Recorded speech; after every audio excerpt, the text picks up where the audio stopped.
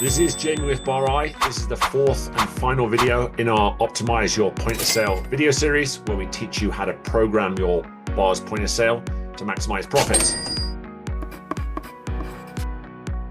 So having gone over the problem implementation, in this final video, we're going to talk about how to confirm that everything is set up correctly, how to maintain sort of best practices going forward, and then how to measure how well you're doing, and just explain the biggest value here, which is comparing what you're selling against what you're pouring.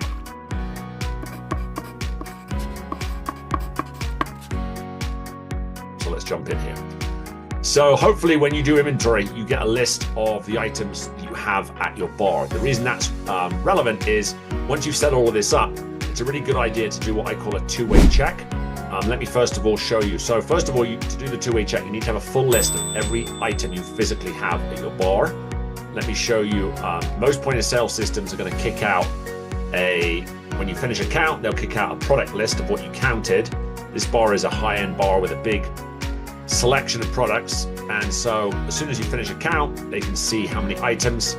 You can actually export this list, which is a full list. So the first part of the two-way check is to go through each item and make sure you have a button for each different size that item is served in. And then the second part of the two-way check is to step through the screens of your point of sale, the category screens, and make sure that each button in the screen is a product on this list you currently have at the bar. Because if you have buttons for products which are no longer at your bar, it tends to cause problems where people are ringing up products which are no longer available to serve. You know, if they're missing a button for one thing, they'll sub it for this, and it becomes a bit of a mess and rather confusing.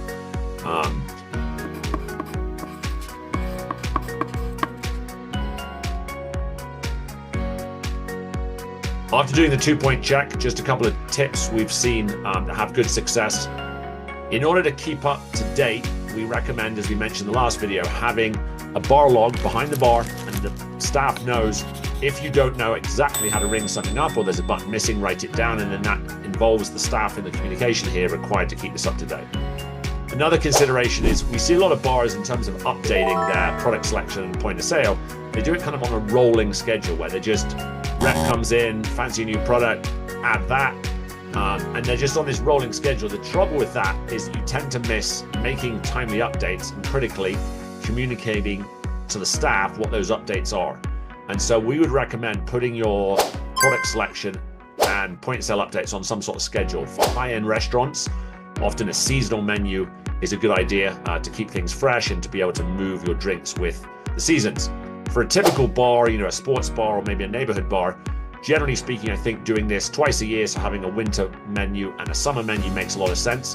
And again, the benefit of doing it and scheduling it is you can then have a process to decide which items you're going to drop in the next period, have some sort of bidding process if you're in a state where there's competitive prices, maybe negotiate volume discounts. But basically, you want to do this on a schedule with some planning rather than just letting it happen sort of as and when you feel like it.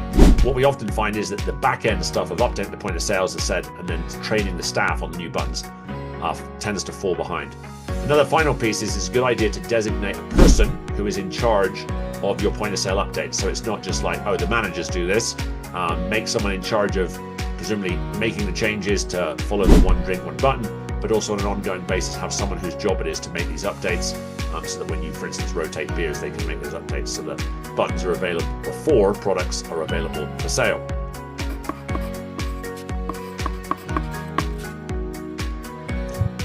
And then, like all things, when you've set it up, you want to try and measure how it's working. And so I'm going to give an example here of a bar of ours that had this done poorly, and then an example of a bar that's just fixed this and really dialed this in. So this again is another high-end bar that sells, it's a steakhouse, and they sell a lot of martinis. When we started working with them, they were ringing up over 9% of their overall sales would run up in a way where we could identify how much was poured, like an up martini, serving an extra 1.5 ounces, but we couldn't identify which product was served. And because that 143 shots of 1.5 is over like 6-liter bottles, it creates this gray area and uncertainty about what you sold, and therefore inability to track it. Basically, the biggest, most important buttons are going to be those that are pressed the most and those that have high quantities attached to them. I specifically chose, as an example of how to do this, I chose a bar which has quite a complicated portion strategy. So as you can see here, they've got Jameson served in 1 ounce, 1.5, 2 ounce, and 2.5. So they've got 4 different portion sizes in addition to some signature drinks that have 2 ingredients in the recipes. But the point is, they have a standard size of 1, and then the non-standard sizes are explicitly labeled in the point of sale. And so this means we can exactly write recipes for everything and really track everything down to the ounce. The end result for this bar was they have reduced their overall sales, which are rung as unknown, where we can't identify the individual product, to just 0.4%. So less than 0.5% of their overall sales, which allows them to track things more accurately.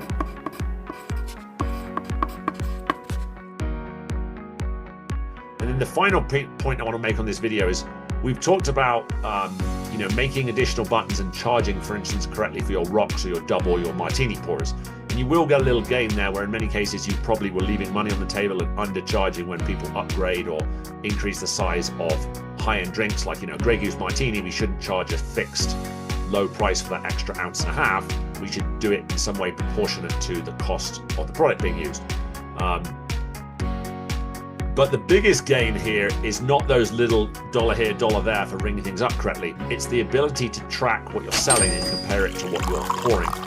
We have been doing professional bar inventory for over 15 years, and we've seen that on average, bars typically are pouring 15% more alcohol than what they're selling. And so the real biggest gain here is to set up your point of sale so you can precisely track what you sold and compare it against what is being poured in real life.